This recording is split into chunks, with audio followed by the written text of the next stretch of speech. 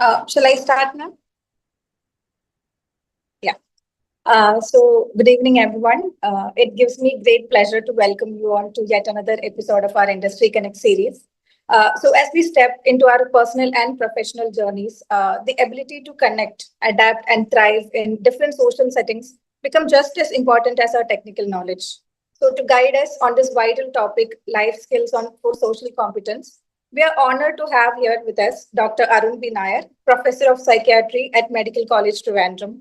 His insights into human behavior, mental health, and social well being have benefited countless individuals and communities. So, a very warm welcome to you, Dr. Arun. We are privileged to learn from your expertise. And to formally give an introduction about our speaker, I welcome Ms. Meena Nair, Vice President and Head of Operations, Learning and Development at SkillActz. Welcome, ma'am. And finally, I welcome all others who are present here today. I hope you all get to learn a lot from today's session. So once again, welcome to everyone. Students, those who are here today, please note that we will be sharing a Google form by the end of the session. So you have to fill in that Google form to receive your certificate of participation. Yeah, over to you, ma'am. Thank you, Purnima. It is indeed a big, not just a privilege, but also a great joy to welcome Dr. Arun Nair. I have listened to multiple sessions of his on television. I think he's quite, I'm sure many of you have also heard him speak. Very soft spoken, but speaking about something which is so essential for all of us for in today's world, especially with the kind of what you call the distractions that we are having from multiple sources. So how to still be able to. So the topic today is, of course, life competency, how skills to improve your social competency. So my happy to introduce Dr. Arun Nair. As Purnima already mentioned, he's a professor of psychiatry at Medical College Trivandrum. He's also an honorable consultant psychiatrist at Sri Chitra Tirunal Institute of Medical Sciences and Technology. He is the author of 29 books, including The Miracle of Human Bonding and The Live, Learn, Look Bright. He has published many research papers on substance abuse disorders, adolescent suicide, child abuse, psychosomatic disorders, vitamin D, and mental health. He's presented several papers in international and national conferences, authored chapters in 5 textbooks in medicine, has conducted over 3,000 episodes of health and social awareness programs in various TV channels in Kerala, like Maravil, Manorama, Amrita. He's also done 500 talks on All India Radio. He's a recipient of several awards, including the Vocational Excellence Award of Rotary International, Manava Seva Ratna Puraskaram, P. Keshavadev Award, IMA Media Award, he's a Distinguished Alumnus Award of CAA. I'm not sure what that is, sir. You'll have to explain that. He's also been certified. You may be, I'm sure with the number of things that he's done, you'd be quite thrilled to hear that he's got the Asian Book of Records for the largest suicide world. When we are hearing about the kind of distress we are all going through, I think it's the right time that we have got Dr. Arun Nair to come here and explain to us and also give us some tips on how to take care of ourselves and our mental well-being. I'm sure he will have multiple things to explain to us. Request to all the students is to really listen in, and not only that, ask a lot of questions that you may be having, whichever on whatever topic you may be having, which are related to mental health, well-being, improving your skills. Sir, just a minute. I just want to take a little minute to explain also about SkillActz. This is a platform that we have. It's an initiative of Trinity Skillworks. This platform is primarily to bring in 3 people together, 3 groups of people together, stakeholders. That is the colleges, the students, and the companies. So what we are essentially trying to do is to there is a lot of talent available in multiple colleges. Some of the colleges are not being tapped by companies. So we are helping companies to find this talent in the colleges that we are working with. We also help colleges with increasing, of course, their placements, but also having these kind of programs where we have people from different walks of life coming and talking to the students, giving them a little bit of insight as to their journey, what has their journey been, so that it will be of some value to the students in their work life, in their personal lives, this is what we are trying to do. And we are already connected with about 1,500 colleges across Kerala, Tamil Nadu, and parts of Karnataka, working with about 50 to 55 companies also. So that is the brief about SkillActz. As Purnima has mentioned, there is a certificate at the end of the program. But more important than that is, I think you will really get to hear from the person who's worked in this field for so many years, who from his experience will be able to share so many insights which will be of value to us. Thank you so much, Dr. Arun, for accepting our invitation. And the floor is yours, sir. Thank you very much, Ms. Meena Nair, for that very kind introductory words, and my gratitude to SkillActz for giving me this opportunity to address the next generation. So over the next 35 minutes, I'll try to explain about how certain skills are necessary to make us a socially competent individual in the digital world we are surviving today. Let me start by mentioning what the National Economic Survey, which is a very important document which is tabled in the Parliament along with the Union Budget, had to say about wellness and mental health this year. 2025 Jan, the National Economic Survey was tabled in the Parliament, and it has two specific mentions about mental health related issues. The first information which is mentioned is 10.6% of the total population of India is suffering from at least one mental health problem which requires treatment. But the treatment gap there is 72%. That is, out of every 100 people who are having a mental health problem, 72 people don't receive any form of treatment. And this untreated mental illness in the individual will translate into reduced work efficiency in the person, which automatically translates to reduced productivity of the organization which is employing him because of work absenteeism and a whole lot of other issues. And this becomes an important factor which adversely affects the economic progress of the nation. So for the first time in the history of individual India, personal wellness of the individual citizen has been accepted as an important determinant of economic progress of the nation. Another very important aspect which has been mentioned in the same document, economic survey, is how overuse of digital gadgets is adversely affecting the intellect of the younger generation. So let us start by discussing that second aspect in a little bit greater detail. So let us compare the lifestyle of today's adolescents and youth with probably our lifestyle.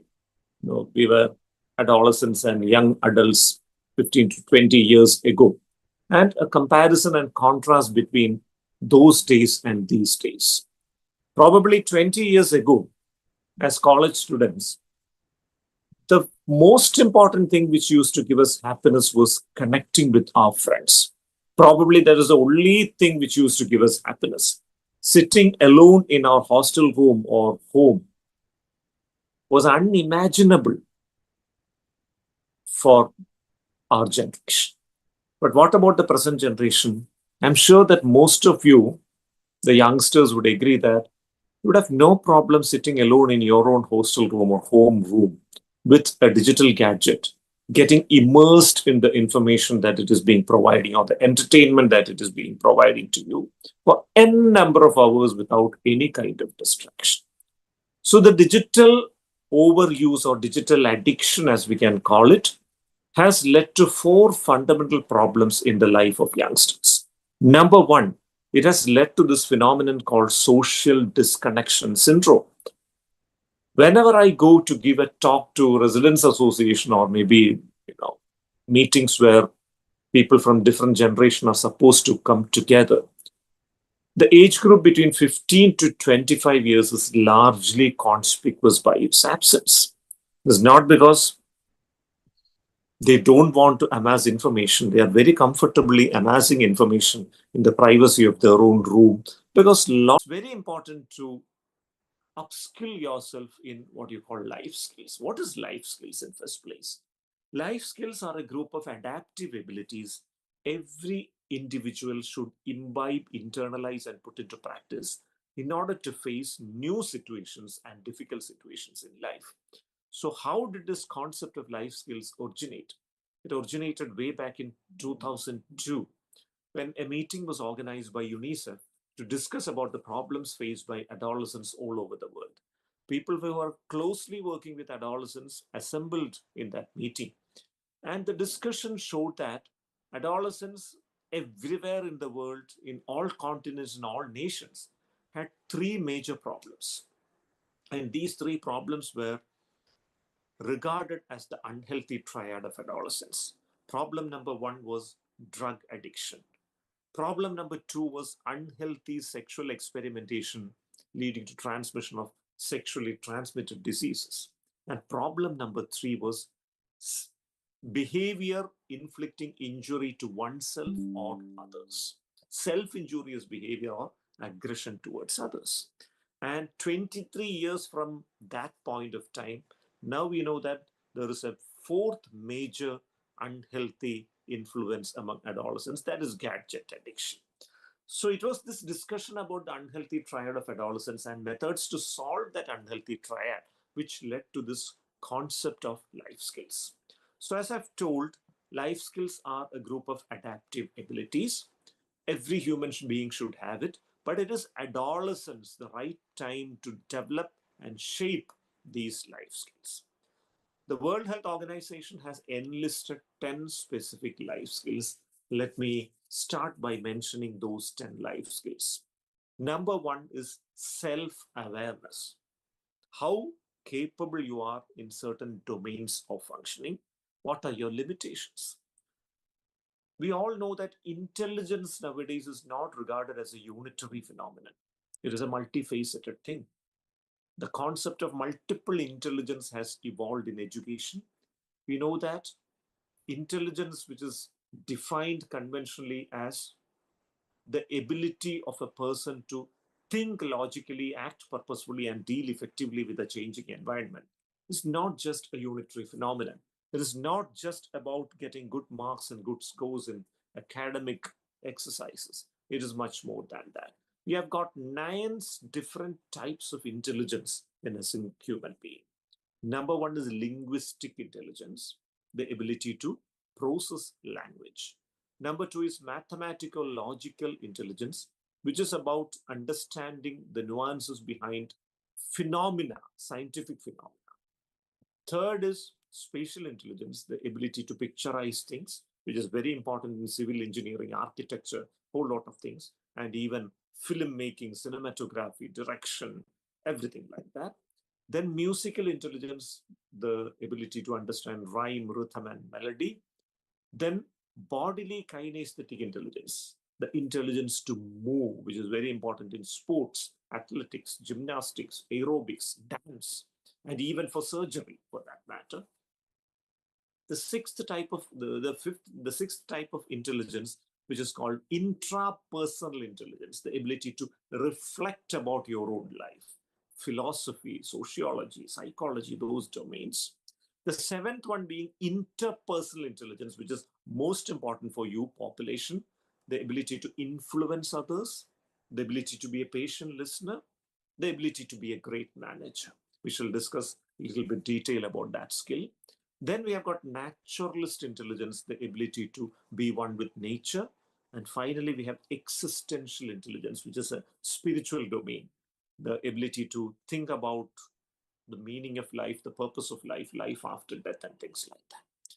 So, which out of these is your dominant intelligence? The ability to identify that, to utilize that particular intelligence to the maximum possible, and to understand which are your areas of limitations, and to ensure that those limitations don't harm your career, your interaction, your professional life. That is about self-awareness. The second life skill is communication skills, the ability to express yourself in an understandable way without irritating, without hurting the emotions of others, the ability to be a very patient listener, and to be a democratic responder. That is the second life skill. Third one is interpersonal relationship. Why this interpersonal relationship is important? Because we go back in time to 1938 when Harvard University psychologists started this famous study called the Harvard Study on Adult Development. They interviewed all students who came to pursue their undergraduate education in different disciplines in Harvard from different continents of the world. They followed them up once in a year during the tenure in the campus. Even after they had graduated, these researchers used to contact them once in a year to understand the major milestones of development in their life and followed them up till the point of death. So the study is now 87 years old. More than 30,000 people have participated in that study. It is the largest and longest study on human development scientifically undertaken anywhere in the world. This study brings to our attention two major information. Information number one is the relationship between success and academic intelligence. Harvard had a group of super intelligent people with an IQ of above 140, the best in the world, or the most intelligent in the world, I would rather call it that way. Another group of people who had an IQ between 100 to 110, the average souls. The researchers tried to compare the amount of material success these two groups earned in life subsequently. If material success is defined in terms of monetary gains in life, it is natural thought process that the super intelligent people should get better success. But it turned out such that the average intelligence souls between an IQ 100 to 110 on an average earned $150,000 more than the super intelligent people. Little bit difficult to digest initially, but if we think through it, we can understand why it happens so. Maybe the super intelligent people crack every exam with flying colors, crack their first campus placement interview itself and get placed in an organization. And that organization is most likely to be run by a person with average academic intelligence and better emotional intelligence, social intelligence, and ecological intelligence. So that is how we now know that more than academic intelligence, we need these three things. Emotional intelligence, that is the ability to regulate our emotions and to apply appropriate emotions in appropriate quantity in the appropriate scenario. Social intelligence, to identify your role in the society and behave in a way that is beneficial to the society at large. And third one, ecological intelligence, to understand that you are part of nature and it is your responsibility to protect nature. Actually, Finland, which happens to be the happiest nation in the world, has got a philosophy. They teach young children that you are part of nature. And it is most important to protect your nature than anything else. So they become one with nature.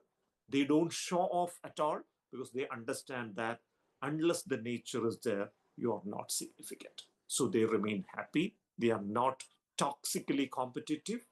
And that is the way in which they survive in this world.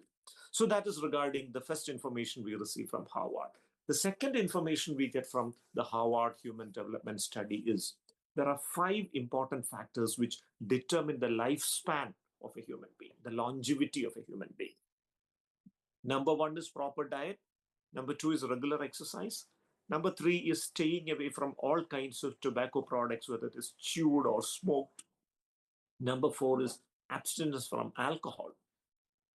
We all know all these things, but there is a 5th point, the most important thing, the point which enhances your lifespan to the maximum, much more than all the other 4 things. It is the quality of human relationships established, especially during childhood and youth. The more connected you are as a human being at this age, and probably a few more years after this age, the more healthy you are likely to be and the longer you are likely to live. This is because a human being who is better connected is likely to have increased level of certain neurotransmitters in the brain which determine happiness, immunity, and long life. And these neurotransmitters include number one, dopamine, which determines your concentration and attention. If the level of dopamine is high, you are more likely to be focused, attentive, and dedicated. Number two is endorphins. The more connected you are, the level of endorphins will be high. You'll be more happy. The more connected you are, the level of oxytocin in the brain will be high. You'll be a more caring human being, and a more caring human being will have a lot of goodwill at workplace, among friends, in family, everywhere. And the fourth one is serotonin. Serotonin, essentially, when it goes up, it gives you happiness.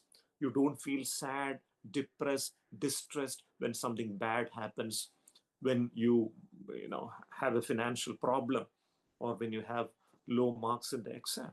It doesn't affect you at all. You know that this too shall pass, and you go ahead very comfortably without getting affected. So that is the importance of social connect. So that is why the third life skill becomes extremely relevant, the art of interpersonal relationship. The fourth life skill is about problem solving skills. Every day in your life can be a new problem. How to decipher that problem, how to simplify it into simple components, and how to look for solutions. What is the authentic source of solution to this particular problem?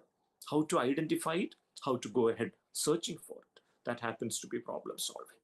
Fifth one is decision-making skills. We have to take major decisions in life regarding which course to pursue at undergraduate level, which college to choose, where to settle down in future, which profession to pursue. Even if you pursue B.Tech at an undergraduate level, you can become a filmmaker, you can become a music composer, you can become an entrepreneur, you can become anything under the sun, including the sun, no problem at all. So these decisions, and the most defining decision of your life, who should be your life partner? Believe me, it's the most defining decision of your life, because it can make or break your life. It can make or break your career. Innumerable examples of so many intellectually advanced, very enthusiastic people, very enterprising souls who chose the wrong partner for them and screwed up their life. It's available. I see such cases, at least a couple of them, every single day in my clinical practice. So that is regarding decision making. And the sixth one is creative thinking. So creative thinking means sometimes our experience, what we have read, what we have seen, what we have been taught may not be sufficient to face certain scenarios in life. For example, when floods came for the first time in our part of the world in 2018, we had no background experience regarding how to face such a situation. When COVID came in 2020, nobody in the world had an idea regarding how to face a pandemic. In such situations, we need to think out of the box. And this thinking out of the box has brought about major changes in the way the world is progressing. Every single discovery which has modified and enriched human life is the result of creative thinking, That is very much necessary. So if your organization need to develop further, you need this critical thinking out of the box in a different way, which nobody else thinks. The next one, the seventh life skill, is critical thinking. Critical thinking is about analyzing an information from both sides, identifying how much of it is factually correct, how much of it is exaggerated, and how much of it is plain rubbish, and internalizing only the factually correct things and throwing out the rest of the information. That happens to be critical thinking. Maybe an advertisement is shown in front of you, a video is coming in front of you, as shared in social media.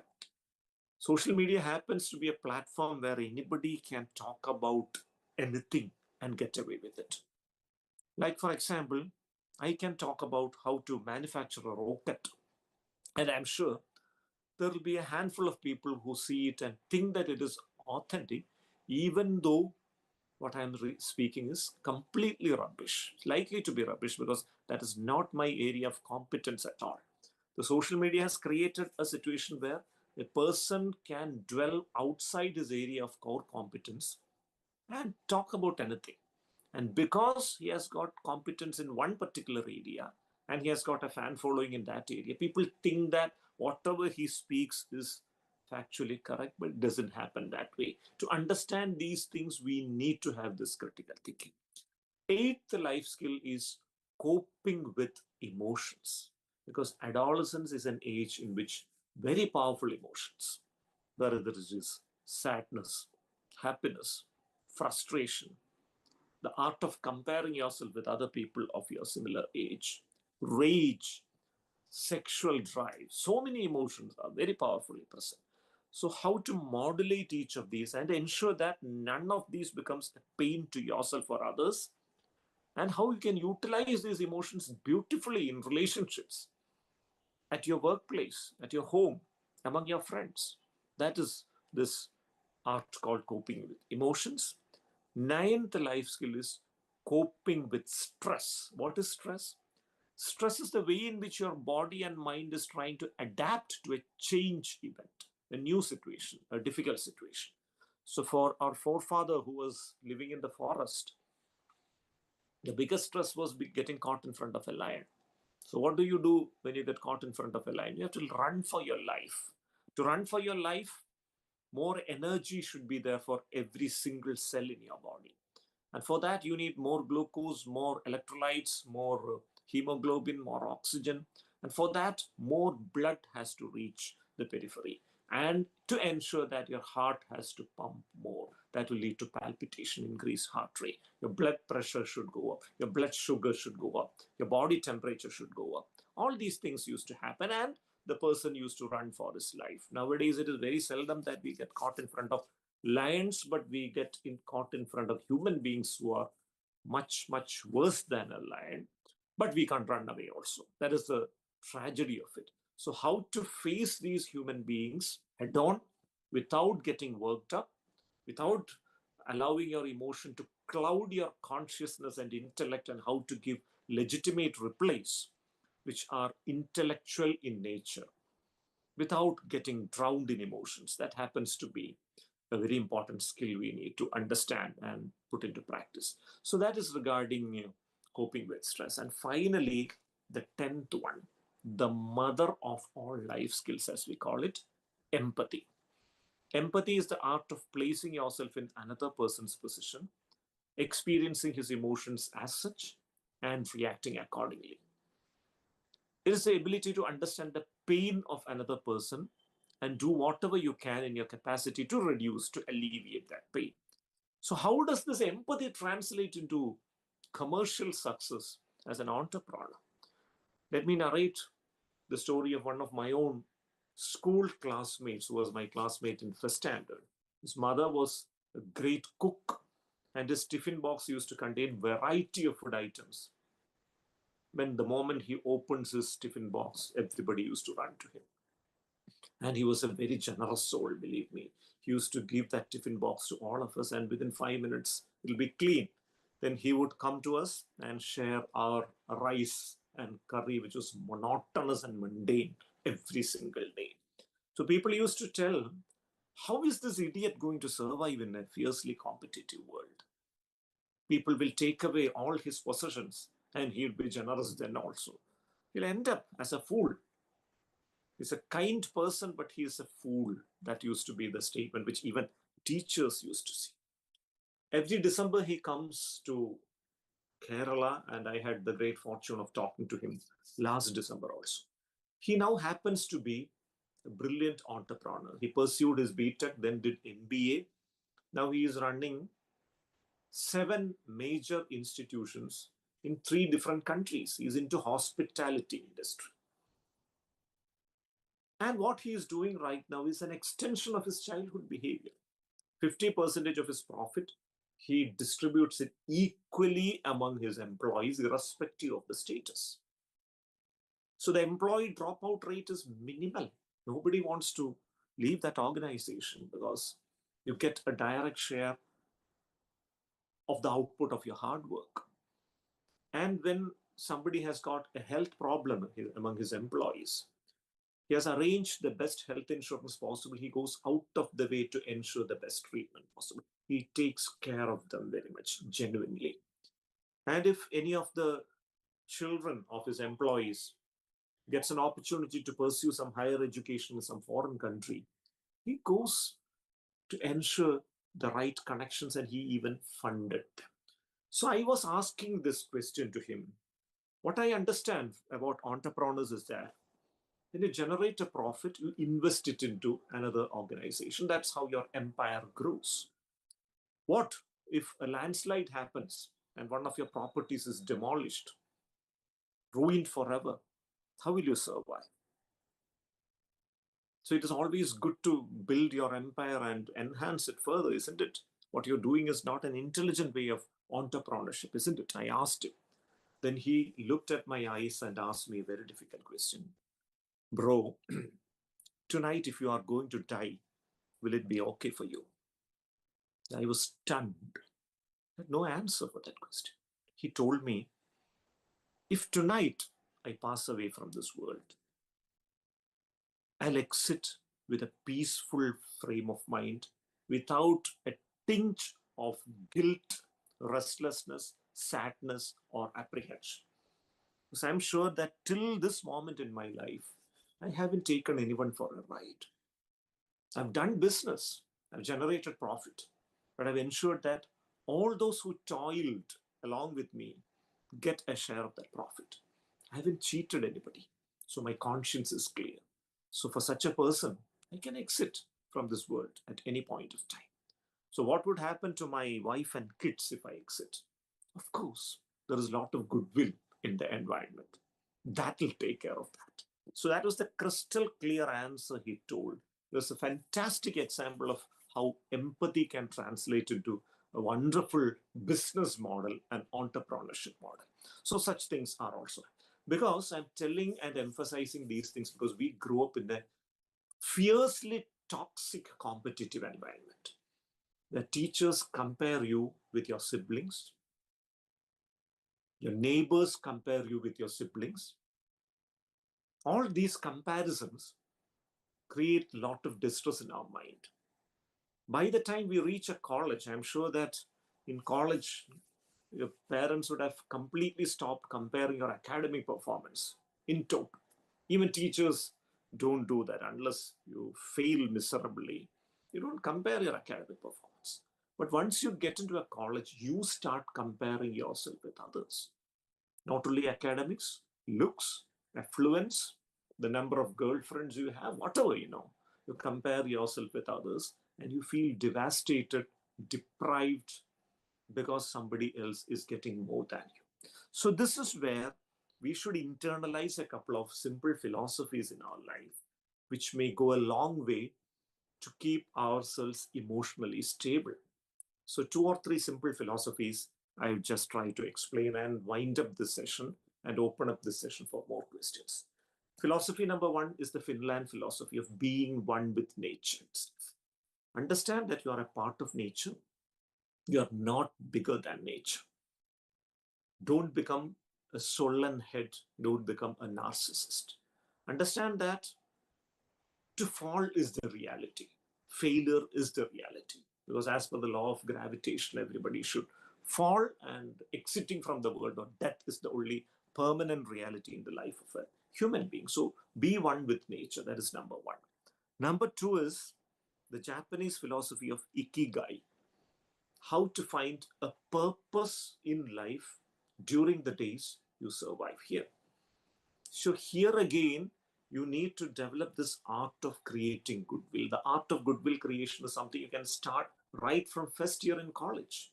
You don't need to wait till you get employed in an organization, because a habit which is deeply ingrained in your blood, very difficult to do away with it.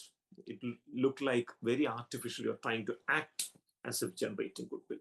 Understand that all your colleagues are part of the system in which you are surviving, and their success, their happiness contributes to your success and your happiness also. Connect with them, understand their emotions, involve in their emotional problems, try to help them.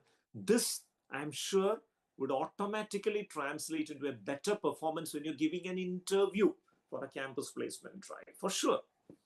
Rather than getting trained about the art of voice modulation, the art of eye contact, the art of mirroring emotions and things like that, doing it artificially. Do that in a very natural way. Connect, find a purpose for your life, and get a sense of well being that I have helped so many human beings in my own little ways in life. That will give you a sense of well being, great confidence to face the world.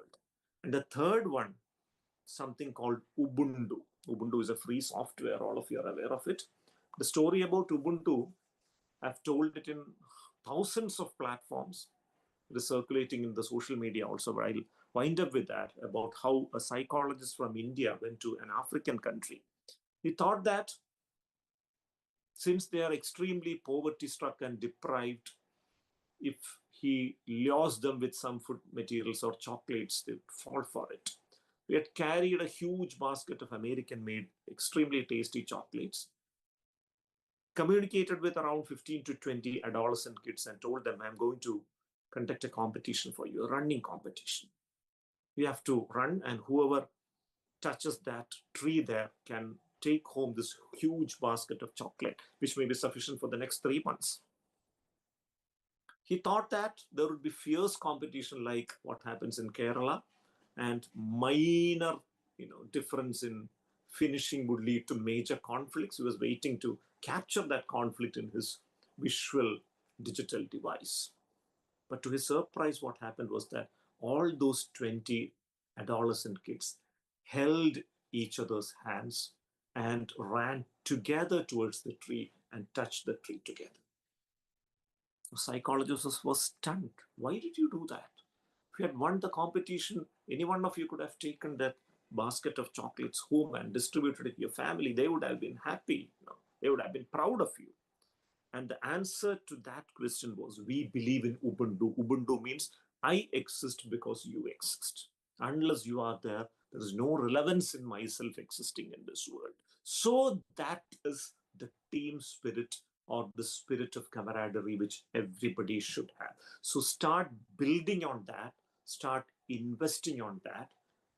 Although such an attitude is developed, it will translate into benefit in so many areas. You may have so many people to do combined study with, it will automatically enhance your academic performance. You can learn technical skills from somebody who is more skilled than you if you participate in a team activity. You can do research and publish a couple of papers, which will go a long way if you plan to proceed to foreign universities, because anything which is done during UG days in the form of research and gets published has got a great value than the mark you score in your exam. And most importantly, the attitude of generating goodwill. It will reflect in every conversation, every interaction, every interview you give. And the person who is trying to employ you will understand that you are a refined, noble soul. You are the most employable person among the lot. That will translate into success for you. So thank you very much for your extremely patient listening.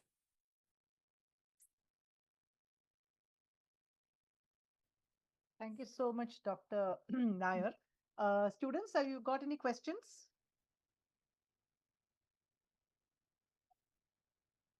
I have a couple.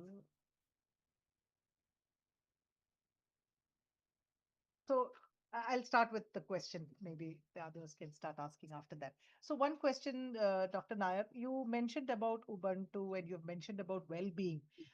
Totally understand it, because I believe what you're saying is absolutely true. How do you, because the way companies are the function, or everywhere it is against competition, it's again competition, right?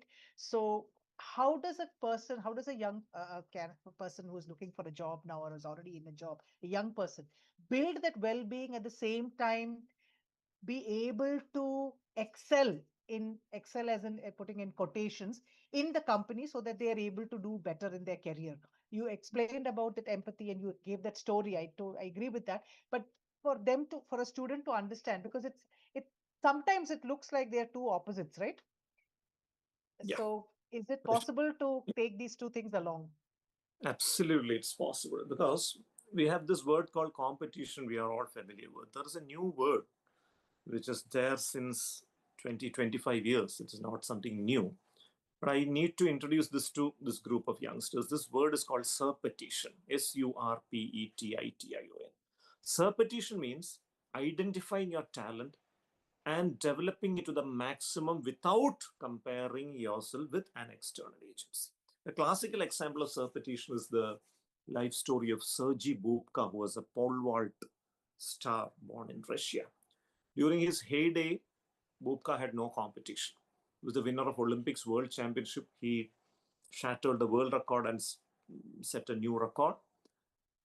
Instead of rusting and acting in advertisements selling health drinks and energy drinks like that, what Bubka did was that every month he used to better his own world record by a couple of centimeters.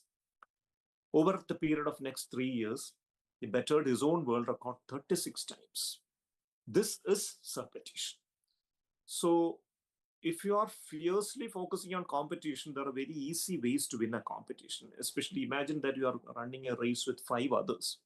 The easiest way to win the competition is to, when tea is being served before the competition, mix some vim in the tea and graciously give it to the all other 5 members so that they'll omit and lie down and you can walk and win the competition. That's one way of winning the competition.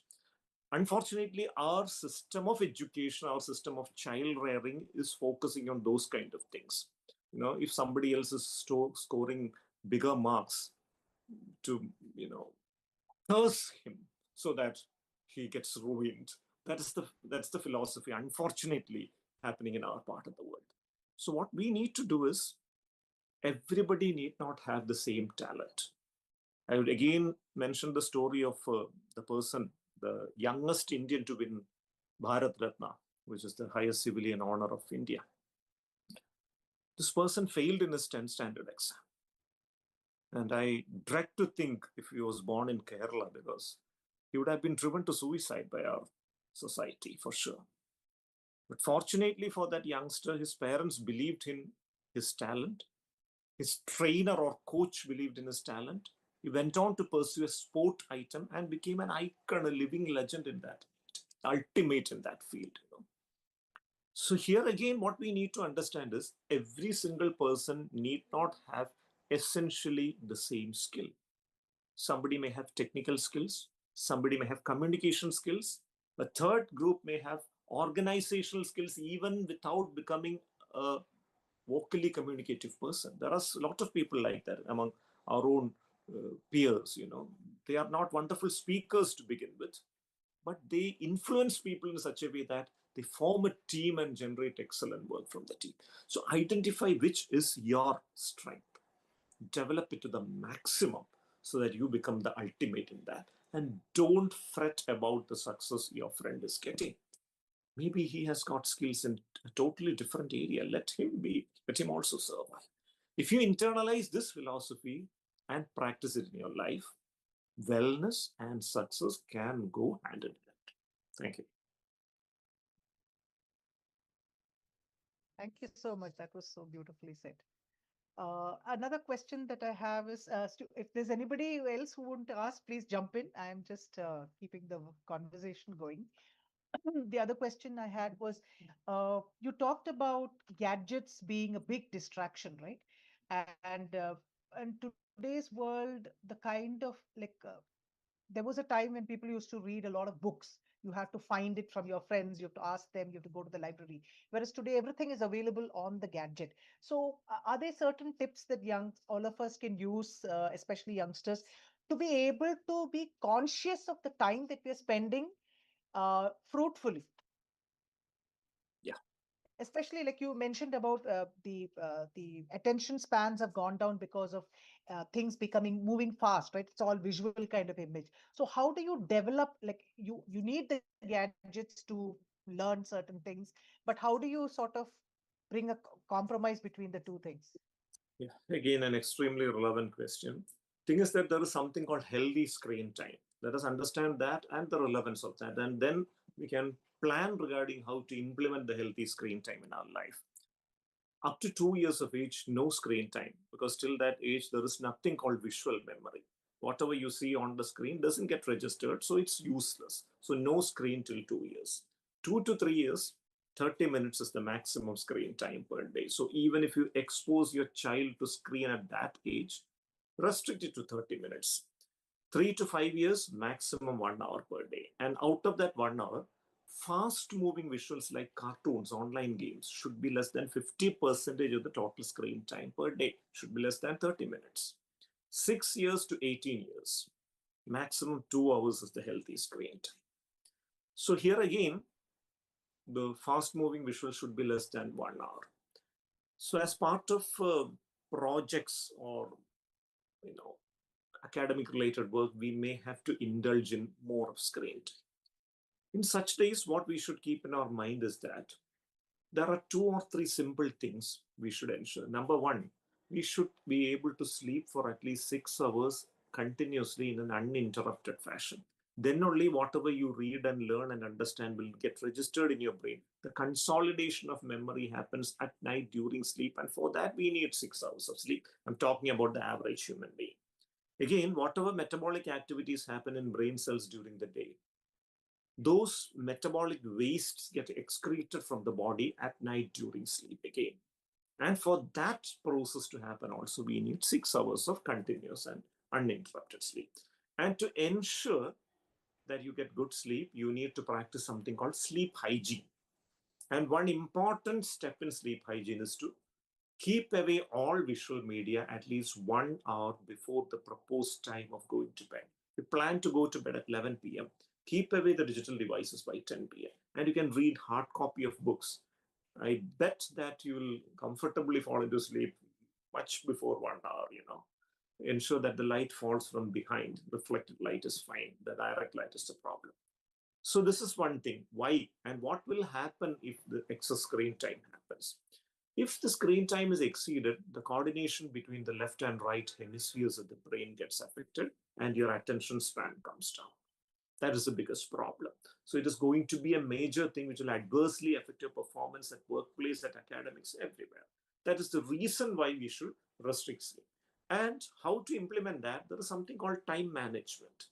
So in time management, you can fix how many hours of screen you need for entertainment purpose and for other purposes.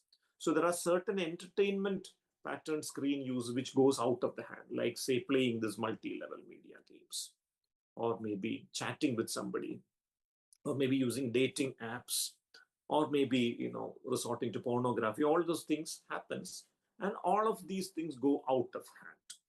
So restrict the time of this entertainment-based screen use to particular number of minutes, and you can distribute it in a way that it doesn't adversely affect your academic performance. May be difficult to begin with. Look for alternate entertainments like going to the gym, listening to some music, conversing with your friend, indulging in some form of creative activity, which may be social, political, entertainment, or even research, depending upon your taste. So if that is done, the level of dopamine will go up to a healthy level that you don't need these artificial entertainments to keep your dopamine high. So that is regarding making a healthy choice in life. Thank you. Thank you so much, Dr. Ray. Students, any questions? If you are, either you can unmute yourself or you can put it in chat.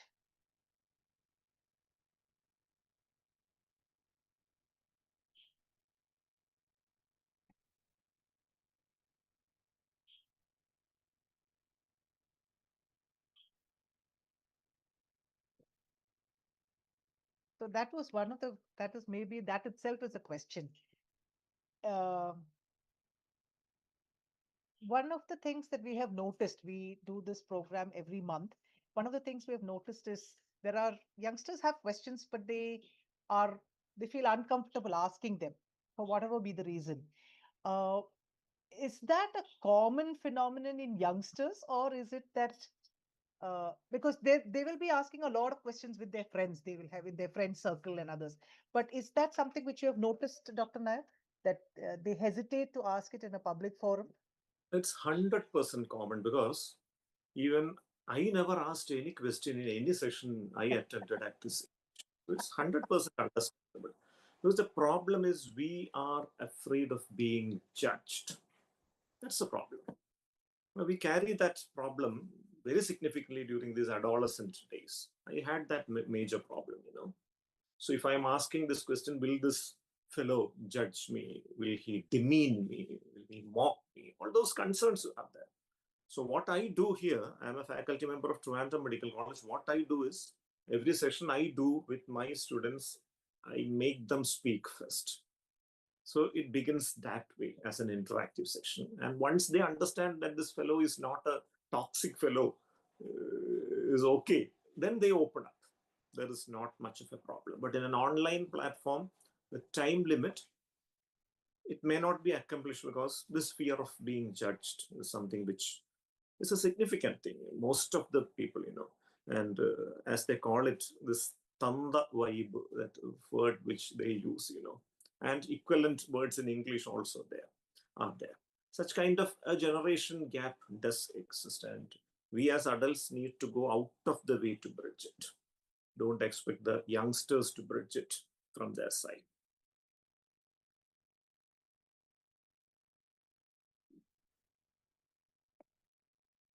Overcome shyness. Yeah. Of course, I was an introvert person, significant introvert during my younger days, at least till my 12th standard. I never used to give any public talk because I was afraid of being judged. But when I came to Trivandrum Medical College as a UG student, I taken a conscious decision to do something to get out of this because it was not a good way of doing it. It's too clumsy in interaction, especially with opposite gender. And also when a senior person, a teacher or somebody is asking a question, I knew the answer, but used to fumble to answer it. But I never had a problem in writing it. So that was when I got a chance to audition for a casual anchor for Akashavani at that point of time.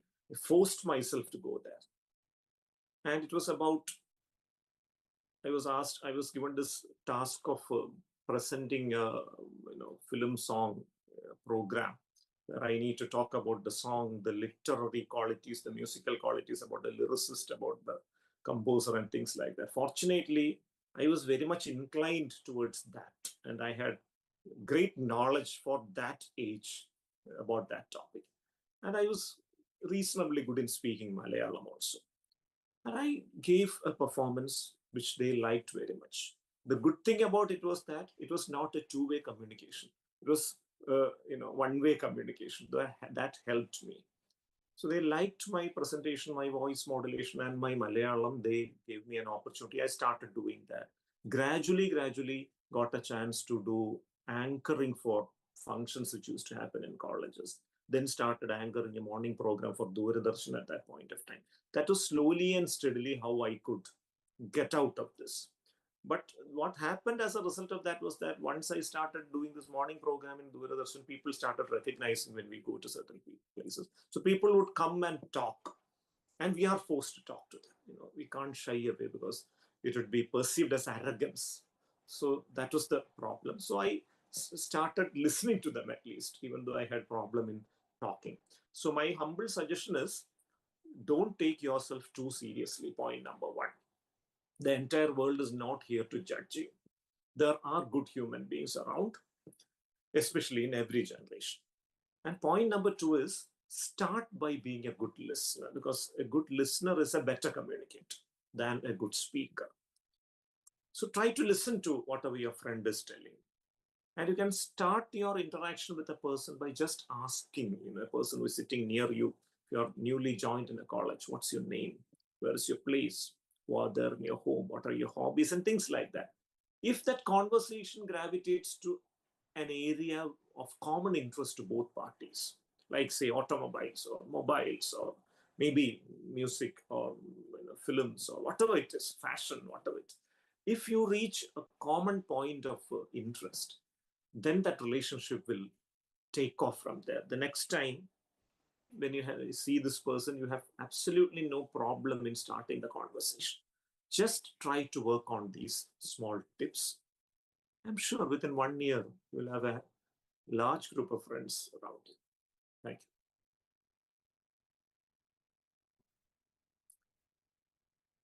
Ma'am, shall I ask one question? Go ahead. Sir, good evening, sir. So that was a very informative class, and you said about the screen timing, right? So I was just asking, like nowadays we employees they are working a lot in front of the screen, especially the software developers, everything, everyone. So what advice can you give to all those job seekers and Great, who are working?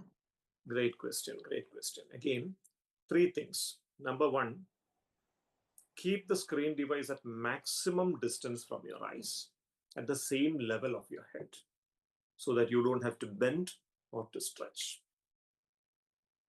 Keep the brightness at the minimum possible.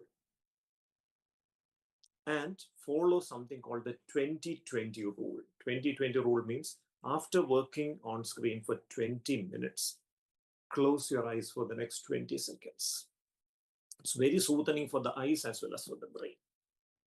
Just follow these three tips and don't work into late night unless it is an emergency. You can plan your day such that you finish it at least 1 hour before the proposed time of sleeping. But of course, if it's an emergency, you may have to do that, but don't make it a habit. So these are the simple things which you can try to practice so that it doesn't affect your brain adversely. Thank you. Thank you, sir.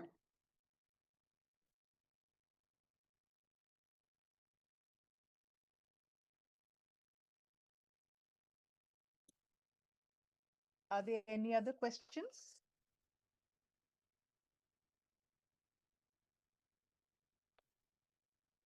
You can put it into chat if you want.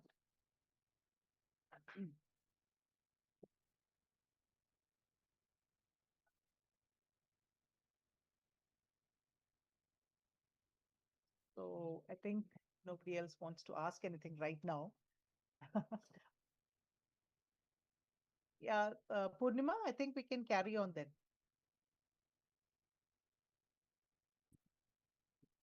Yes, ma'am. Good evening once again, everyone. That was a wonderful session, sir. As Meena ma'am mentioned in the introduction itself, like with your soft-spoken nature and clear explanation, you made it really easy for us to follow, and it was very impactful. So, on behalf of SkillActz and everyone here present here today, I would like to express my heartfelt gratitude to you, sir, for taking your time out of your busy schedule to be with us. And your session was like truly insightful and has given a lot of valuable perspectives to carry forward in our lives. Such as the importance of life skills, as you mentioned, and how much important it is as much as our technical knowledge. So thank you so much, sir, once again. And I also thank all the other participants for your involvement, and to the technical team for making this sessions work smoothly. And once again, thank you, Dr. Arun, for sharing your knowledge and inspiring us. So thank you for being a part of today's program. Thank you. Thank you. I just want to jump in. 1 second, doctor. There is a question somebody has put in, so I don't want to deny them the chance. I think the question says, I can talk to individuals easily, but when it comes to speaking at an event where the attention of a group is on me, I just can't bring myself to do it. Do you have any tips to help me deal with this problem? Sure. I'll mention my own way, which I used to get out of it. When you're talking in an event, what happens is that there will be people sitting in front of you, people known to you, who may not be holding you in very high esteem at that point of time, who may be making funny faces and such things.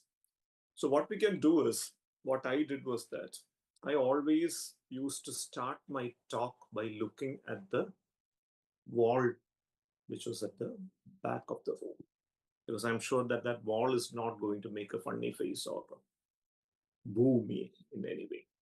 So I used to start. First 2 minutes, there will be tremulousness. I try to hide it by, holding behind podium so that my tremulousness is not visible to the public. And 2 to 3 minutes into the talk, I'll be flowing reasonably well. Then I would look at the face of the people, but I ensure that I don't sustain gaze with a person for more than 5 seconds. That can create problems. So 3 to 5 seconds is the average time you should maintain eye contact with one person.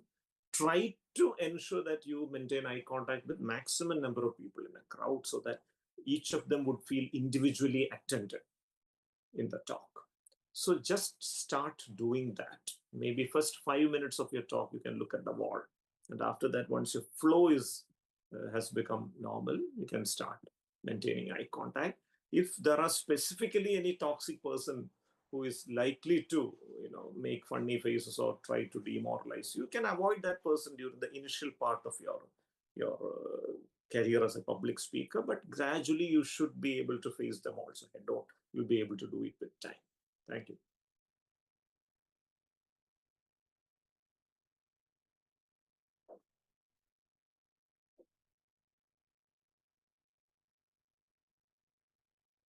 Ma'am, you're on So, mute. yeah. No, I thought there was another question. I think you've just put the form, right, for the students. Yes. So, Dr. Arun, thank you again. Purnima has already given it officially, but thank you so much for taking our invite. I think we will call you once again to maybe have special program, maybe for specific other topics we could call you. So would you be okay to come again at some other time? Oh, thank you so much. Thank you very much. And thank you all the students. I'm sure you have benefited from listening to Dr. Arun. Thank you. Have a good evening.